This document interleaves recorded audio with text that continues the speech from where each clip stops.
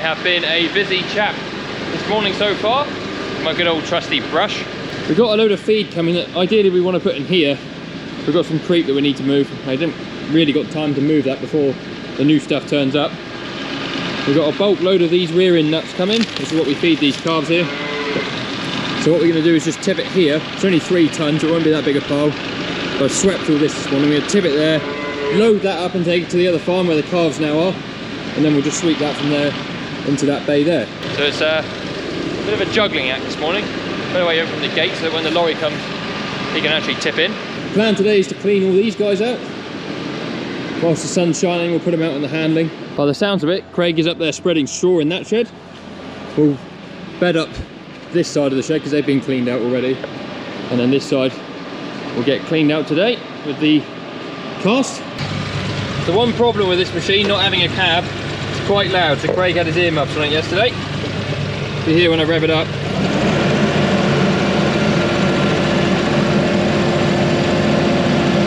Right, let's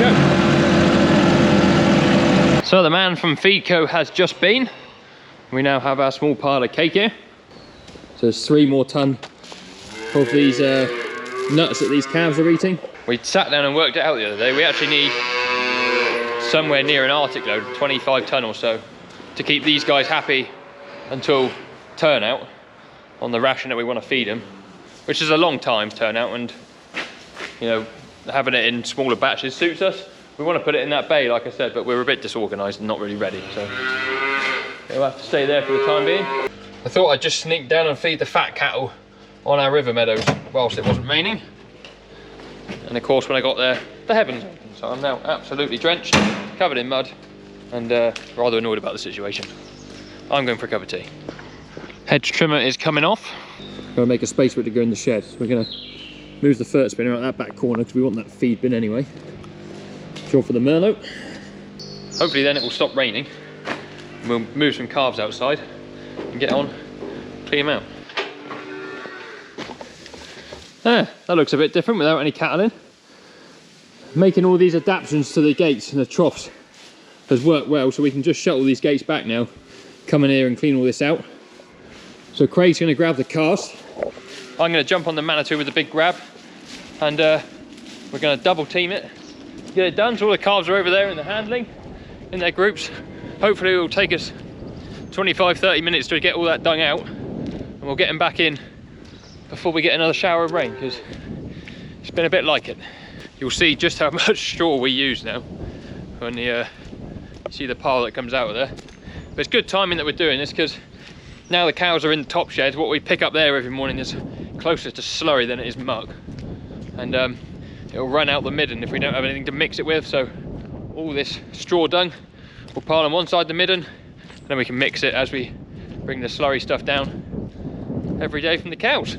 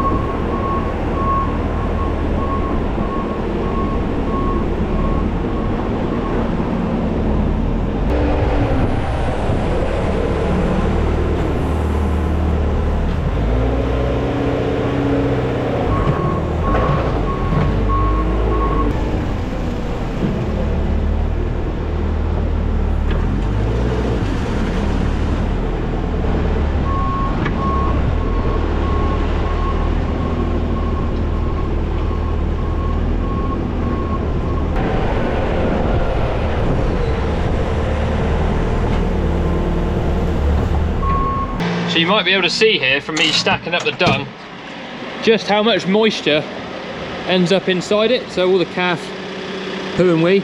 That's why we bed them up so often, is to keep them dry, because as soon as calves get a tiny bit of damp and chill on them, that's when they start going downhill. You've got to keep them warm and dry. Now we've changed tactics slightly. Craig has put the bucket on the cast, and he is just going to keep pushing it up all the sides into the middle, so I can go in and get a big grab ball every time, because We're nearly at the other end of the shed now already. I've just put the other camera in the shed so you can see what we're doing.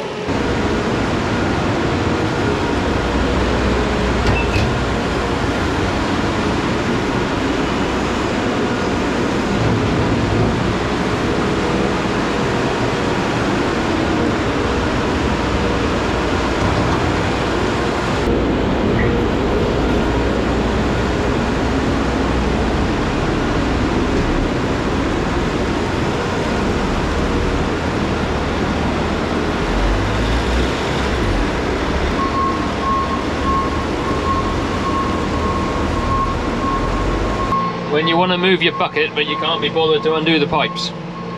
It's the way to do it. Stick this over here out of the way for the time being.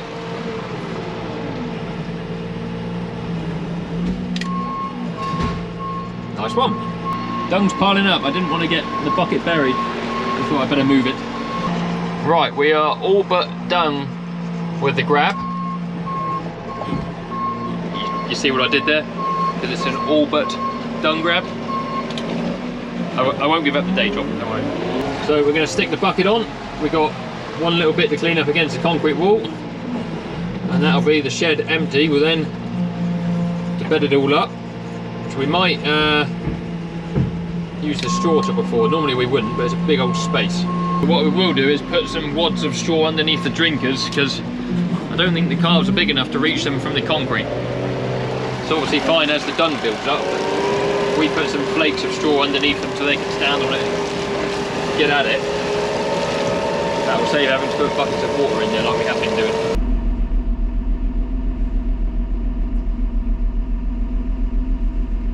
Right, calves, you've done well not to be rained on.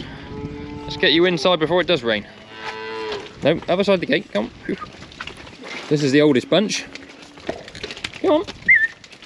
Tell they wanted cleaning out because they've lost the hair on their neck there where they've been rubbing on the neck rail. Just there, isn't it, Monty? Hey? Go on, come on, fully mates, fully mates, fully mates. Come on.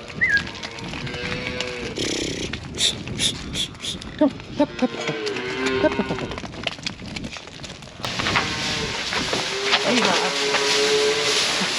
Look at the straw. Yes. Running. Running. I'll do. Yeah. Well done, Sky. Success. I didn't think they'd be able to reach the troughs, but actually they reach those ones easily.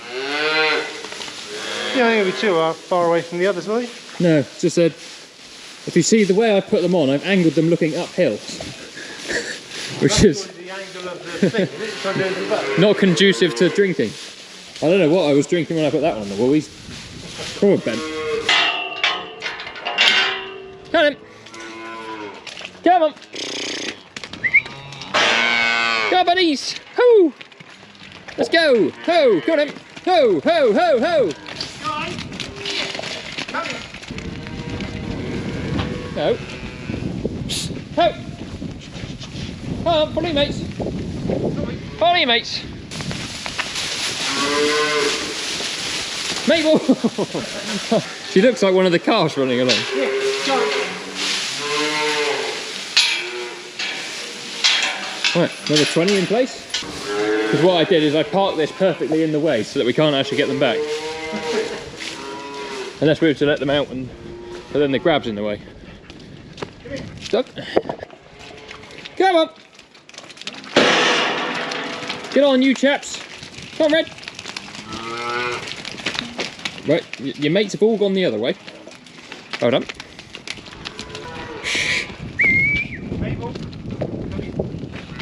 Right, calves, in you go. Good calves. Oh!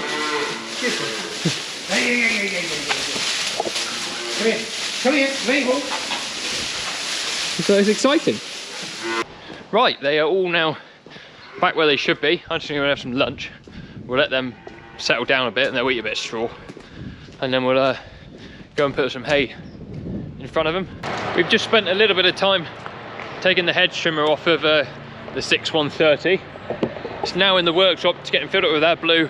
They're doing the tyre pressures because it had one pumped up harder so that the thing sits level, hedge trimmer.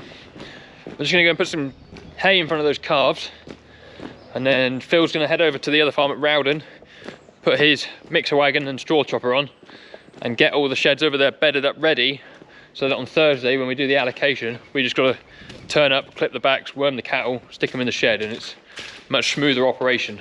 Now, I don't claim to be particularly intelligent, but I've done something here that is rather stupid. Just fed those guys their bale, they look happy with that. We had the feed co delivery earlier, which I showed you, which is this pile of cake here. And for whatever reason, I decided to put this bale over here, which is now inaccessible via machine. So I'm going to try and roll it from there. And ideally, I'd like it over there, or in between these two pens here, so I can just easily feed them all hay. They're sort of eating enough now that I can nearly get away with putting a bale in front of each pen. Just makes it really tight getting through with machinery. I need to get rid of all that clutter down there, it's all in the way. Need to move these troughs. I'll put these back in the pen tonight when I feed them.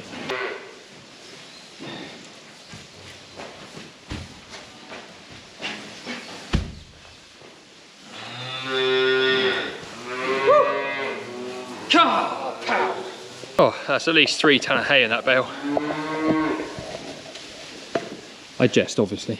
Oh, you got some nice hay. That cake smells amazing.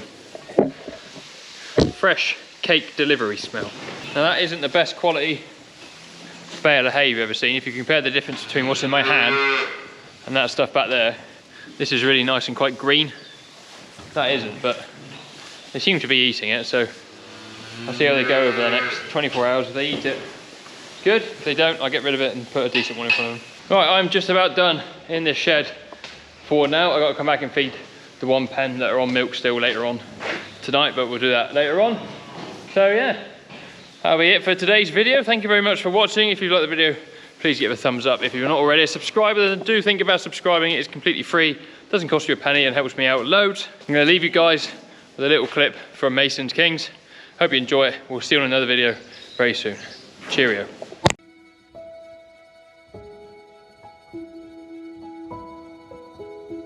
It's been a real pleasure to be part of the journey over the last 40 years of Mason's Kings and John Deere growing together in the Southwest.